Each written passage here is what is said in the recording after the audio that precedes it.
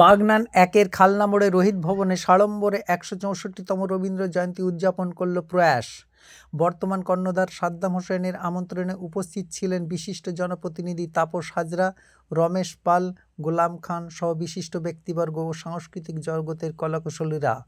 রবীন্দ্র স্মরণে কথায়, কবিতায়, নৃত্যে, গানে দিনটি উদযাপিত হয়।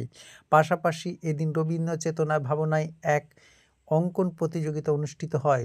উল্লেখ্য, প্রয়াস সারা বছরই বিভিন্ন সামাজিক মানবিক কর্মকাণ্ডে রত থাকে।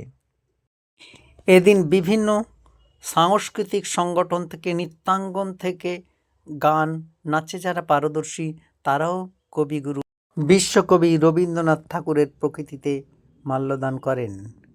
এরপর রবীন্দ্র চেতনায়, রবীন্দ্র ভাবনায় এক বৃহৎ অঙ্কন প্রতিযোগিতা অনুষ্ঠিত হয়, যেখানে এলাকার বাইরেও কয়েকশো ছাত্রছাত্রী যোগদান করে।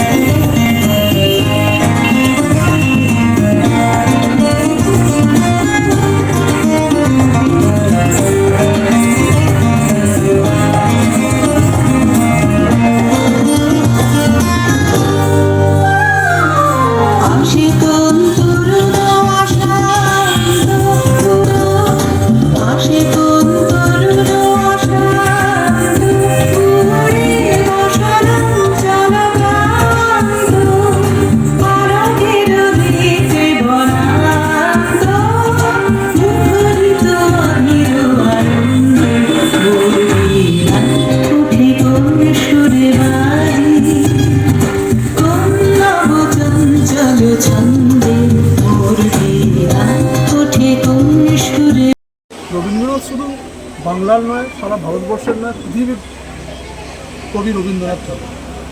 সেই রবীন্দ্রনাথ ঠাকুরের জন্মজয়ন্তী ১৬৪তম জন্মজয়ন্তী আমরা পালন করছি। আমাদের প্রয়াস যে স্বেচ্ছাসেবী সংগঠন আছে, সেই স্বেচ্ছাসেবী সংগঠনের কর্ণধার আমাদের সাদ্দাম, এবং তার সঙ্গে আমরা সকলেই সহযোগিতায় আছি।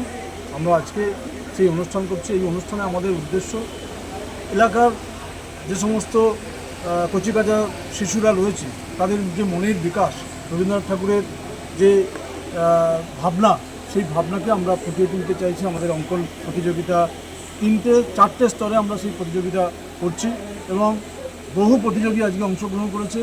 তাছাড়া রবীন্দ্রনাথের এই গঙ্গা জলে গঙ্গা পুজোর মতো রবীন্দ্রনাথের গান দিয়েই আমরা রবীন্দ্রনাথের আজকে এই জন্মজয়ন্তী পালন করব এবং সমাজের বিভিন্ন স্তরে আমরা এই সোশ্যাল কাজ করে বিভিন্ন সময়ে আমরা এই প্রয়াসের মাধ্যমে যে সোশ্যাল কাজ করি তারই একটা অঙ্গ হিসেবে আমরা এটা করছি।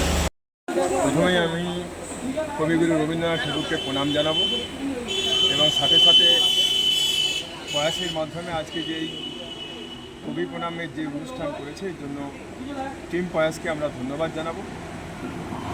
দেখুন, আমাদের আবার সেই পুরানো দিনের কথা মনে পড়ছে যে রবীন্দ্রনাথ ঠাকুর যে ভাবনা চিন্তা নিয়ে তিনি এগিয়ে চলেছিলেন, যে মানুষকে এগিয়ে নিয়ে যেতে হবে, সাম্প্রদায়িক সম্প্রীতিকে বজায় রাখতে হবে এবং একটা ভ্রাতৃত্বের বন্ধনে আবদ্ধ করতে হবে সকলকে। আজকের এই সমাজে দাঁড়িয়ে আমাদের মনে হচ্ছে রবীন্দ্রনাথ ঠাকুরের সেই কথা আমাদের আবার স্মরণ করার দিন এসেছে। তিনি যখন দেখেছিলেন যে ইংরেজরা ভারতবাসীর ওপর অত্যাচার করছে, তখন তিনি নোবেল পুরস্কার প্রত্যাখ্যান করেছিলেন। আবার যখন দেখলেন যে ইংরেজরা আমাদের মধ্যে লড়াই রাখার চেষ্টা করছেন, লড়াই লাগিয়ে দেওয়ার চেষ্টা করছেন, তখন তিনি রাখী বন্ধন উৎসব করেছিলেন।